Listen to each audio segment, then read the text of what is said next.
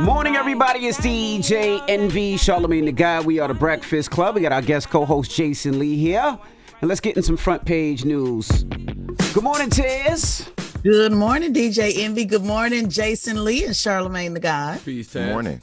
Let's run through the sports right fast. Jaguars beat the Bills yesterday. Colts beat the Titans. Saints beat the Patriots. Steelers beat the Ravens. The Lions beat the Panthers. The Dolphins beat the Giants. Falcons beat the Texans. The Bengals beat the Cardinals. Eagles beat the Rams. Chiefs beat the Vikings. The Jets beat the Broncos. And the 49ers washed the Cowboys 42-10. They did. Washed. They wiped their ass with us. They absolutely did. Made y'all look horrible. They definitely did. You still buying your tickets to the Super Bowl? I mean, sure. Oh, my goodness. I mean, I haven't bought them yet, but don't buy them. I still think my Dallas Cowboys going to the Super Bowl. Why wouldn't I? Why would I switch up on my Dallas Cowboys when I've been riding with my Dallas Cowboys my whole life? I don't say switch up, but don't buy tickets to the Super Bowl. It's going to be a waste of money. Why? Usher going to be there? That's true. That part. That's true. Yeah, That's you're right. where I'm going. You're right. And tonight, the Raiders take on the Packers. Now, what we starting with? There's a lot going on, huh? There's a lot going on. First, we obviously have to address the war that is now happening in Israel. Again, rest in peace to all of those victims in this heinous war that's going on. So Israel has formally declared war on Hamas, setting the stage for a major military operation in Gaza as fighting rages on Israel's soil. Tanks and personal carriers can be seen on the move near the Israel-Gaza border Sunday after Hamas launched a surprise assault this weekend that so far killed over 700 people. And Saturday was the deadliest day in decades for Israel, and it came under months of surging violence between Palestinians and Israelis, with the long-running conflict now heading into uncharted and dangerous new territory. Over 400 Palestinians have been killed in Gaza as Israel responds to the airstrikes. President Biden condemns Hamas. Let's take a listen.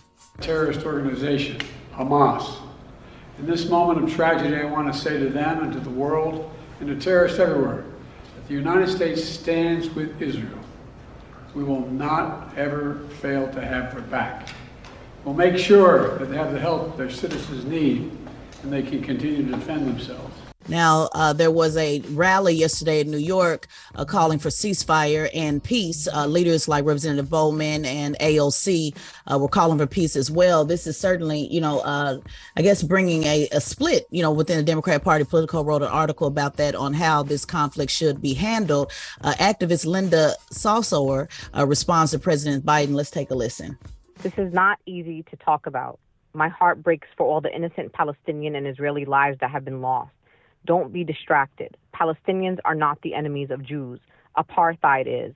It is time for the United States government once and for all to take a stand to end this injustice. Biden shouldn't be handing over more military aid to the current extremist leaders of the state of Israel that will cause the death of thousands more. We need to call for an end to the illegal and brutal occupation of the Palestinian people and to lift the siege on Gaza. This is how we begin to solve this. Man, tragic event. It was over 1,100 people killed, right? Yeah, it said over 700 on Saturday. Yeah, that number continues to grow. Charlamagne, you're correct with that. And that includes, again, the Palestinians and also the folks in Israel. As you may have saw in the news, they were talking about how this happened during a rally. I'm not a rally. I'm sorry, a concert. Music festival. Yeah. A music festival, and just kind of came out of nowhere. So just, a lot going on with this. There's a lot of divide, I would say, on social media on how, this should be handled. And obviously this is a full blown out war. So more is expected to come. You can expect United States. They've already sent over equipment to support this. And so we're just going to have to see, what this looks like as far as Congress. And remember, there is no Speaker of the House right now. So how's that going to work as well when you talk about sending resources? So a lot going on. Yeah, I don't know about the politics of any of this, and I don't care. When you see all these humans getting killed, women, kids, just innocent people, if that don't touch you in some way, shape, or form, then you ain't got no heart. You just a soulless individual. And it was really crazy because there was a young girl. She was 23 years old at this festival named Shani Luke. I think it's Luke. She was a young German lady there just attending the festival. They beat her up, killed her, and then took pictures with her. Yeah, I didn't see the pictures, but I saw her mom talking about the pictures. Yeah, they were like carrying her body around, taking pictures with it. So it's really out of control. All right. And we know Cory Booker also was over there as well. I don't know if you guys saw that, but he, came back safely as well. He had to, seek cover and was just over there, I guess, for some event. And so, so this affects everybody. So we'll stay on top of it.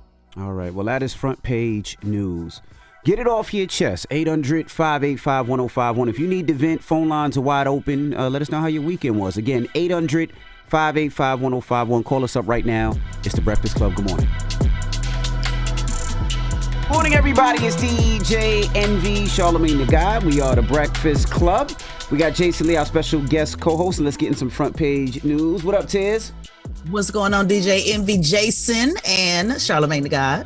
Peace, Let's do some quick sports. Now, the Jaguars beat the Bills last night. Colts beat the Titans. Saints beat the Patriots. Steelers beat the Ravens.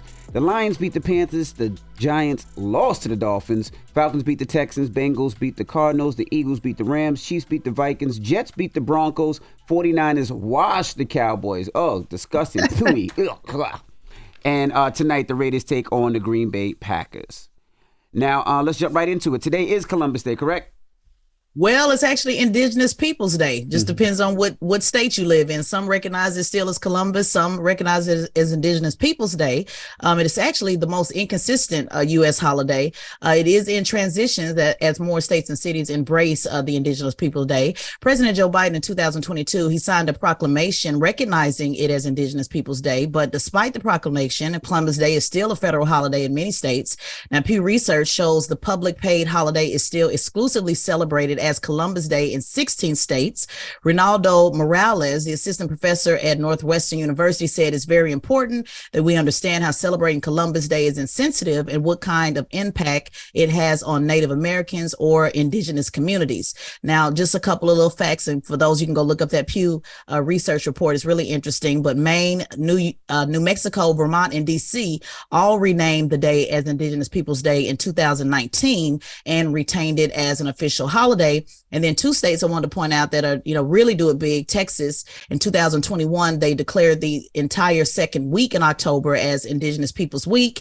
And in Oklahoma, the state flag that includes a peace pipe and olive branch. A lot of people don't know that. The state that recognizes 39 Native American tribes, they have also obviously called it Indigenous Peoples Day, and they have a day for every tribe. So still a day up for discussion on social media. So basically, to sum it up, everybody's mad because we're celebrating robbery.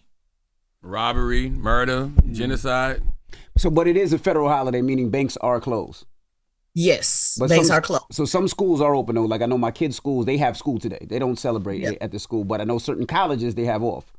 Yeah, in some public schools, like in Texas, they are off today. And then some people have used like a floating holiday. It just depends on, like where you are. So some employers have said, let's just add on a floating holiday. Some schools have just decided to take another break, so it just kind of depends. This is still a new thing, changing this around. You guys may remember on social media, people would say Indigenous Peoples Day for years, but I don't know how many people realize states are actually moving, to that as a real holiday and real change. Even in Columbus, Ohio, they've changed some stuff around. What if folks said, look, you're right, Columbus Day is offensive, let's all go to work, let's all go to school?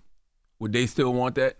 Or would they say, no, let's call it Indigenous People Day so we can still have a day off? People want the day off. You want the day off. People want the day off. Like, let's be honest. People definitely want the day off. Columbus Day, Indigenous People Day, people don't want to go to work today. And I'm sure students don't want to go to school at the end of the day. Mm-hmm. Truthfully speaking, the only people that really should have the day off is the Native Americans today. That's the truth. That's the reality of the situation. If it's National Indigenous People Day. Wait, on Juneteenth, do people get Hollywood Unlocked, you don't get the day off, but is Juneteenth black folks get the day off? We do here at Yeah, our. we do. Oh, you do? Yeah. So in that day, it should be just black Should people just get be the day black off, people with white the day people got to off. go to work. That's right. Yeah, and that just became a federal holiday on last year as well. So White would you people- say white people should go to work? No, white people going to benefit from everything. Period. Now let's talk about Georgia. This seems pretty dope. Now they're going to be the first state that's going to sell marijuana in pharmacies. Yeah, dope, literally and figuratively. Georgia will soon become the first state in the nation to offer medical marijuana products at independent pharmacies. I hit up our brother Michael Render yesterday on this one. So, this is something he's excited about. The Georgia Board of Pharmacy began accepting applications this week, and nearly 120 pharmacies have already agreed to provide the medication. Now, medical marijuana is only available to Georgians who are approved through a physician to treat severe illness, including seizures, terminal cancer, Parkinson's disease, and post-traumatic stress. It is a low THC oil that can contain no more than 5% THC, the compound that gives users a high. Oh, so they're not going to be selling bud. They're going to be selling oils. Right. Oh. But it's still medical marijuana. Oh.